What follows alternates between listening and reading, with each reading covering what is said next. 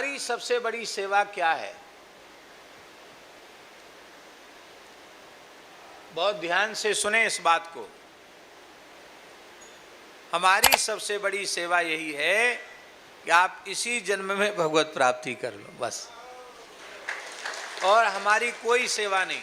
आप जीवन में कभी हमारे पास द्वारा मत आओ, चलेगा।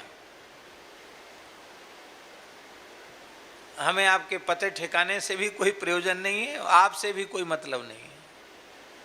आप सबका कल्याण हो, आपको भगवान की प्राप्ति हो जाए, भगवान आप सबका कल्याण करें, भगवान आपको अपना लेवें, बस यही हमारा स्वार्थ है, यही हमारा परमार्थ है।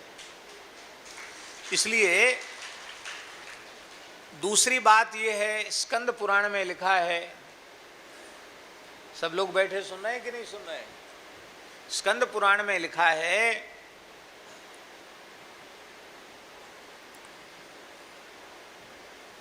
अमात्य दोषम राजानम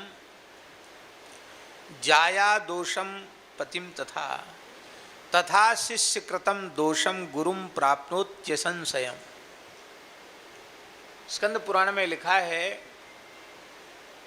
कि मंत्री का दोष राजा को भोगना पड़ता है। उसने भ्रष्ट व्यक्ति को मंत्री क्यों बनाया, दुष्ट व्यक्ति को मंत्री क्यों बनाया जो प्रजा पर अत्याचार करता है।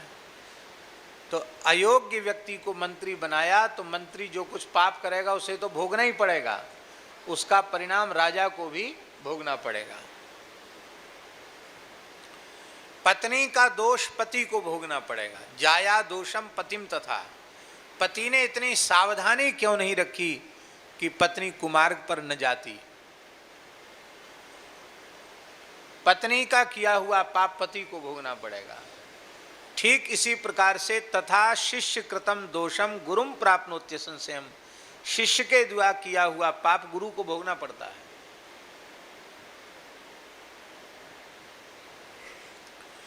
हमारे पूज्य गुरुजनों ने आज्ञा प्रदान की है, उनकी आज्ञा का हम पालन कर रहे हैं।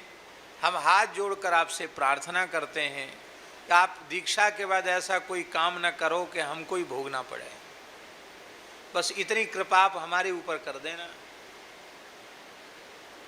ये दुनिया भरे लोगों के ऊट पटांग काम भोगने के लिए ही कई बार बहुत कष्ट का अनुभव करना पड़ता है। इसलिए हम सच्ची बात कहें, पहले रोज प्रायः दीक्षा होती थी जब कोई आता, फिर धीरे धीरे एकादशी का नियम ले लिया। और ईमानदारी की बात यह है कि हमारे मन में बिल्कुल इच्छा नहीं होती कि हम किसी को दीक्षा दें।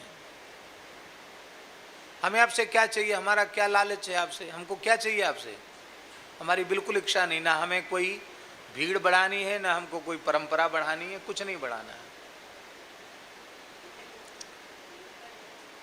और ये बिल्कुल इच्छा नहीं होती है कि हम किसी को दीक्षा दें, क्योंकि प्रायः लोग ऐसे भी होते हैं कि जो दीक्षा लेने के बाद उनके व्यवहार आचरण में परिवर्तन नहीं आता है और उससे दोष लगता है।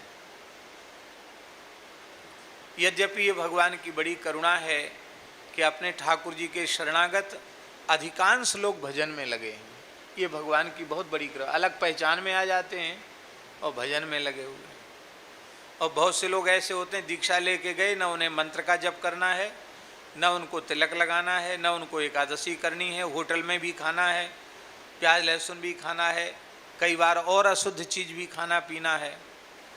और फिर आएंगे, फिर कहेंगे हमने दीक्षा ली, हमारा संकट दूर नहीं हुआ, हम तो बहुत परेशान हैं। परेशान तुम भगवान की शरण में ही नहीं गए। अरे जिस विभीषण को लात मार के भगाया उसको उन्होंने लंकेश बना दिया। आप दीक्षा के बाद दुखी दरिद्र हो गए, इसका मतलब है कि आपने ठीक से भगवान की शरण नहीं ली। कहते महाराज ऐसा कुछ करो कि कुछ रुपया पैसा आवे, धंधा पानी चले। बहुत से लोग कहते हैं महाराज बहुत परेशान है, दीक्षा दे दो। तो भैया हाथ जोड़ के प्रार्थना, हमारी दीक्षा में इतनी ताकत नहीं है कि आपका व्यापार चल जाए, आपकी नौकरी लग जाए, आपके संतान हो जाए, ऐसी ताकत हमारी दीक्षा में नहीं है।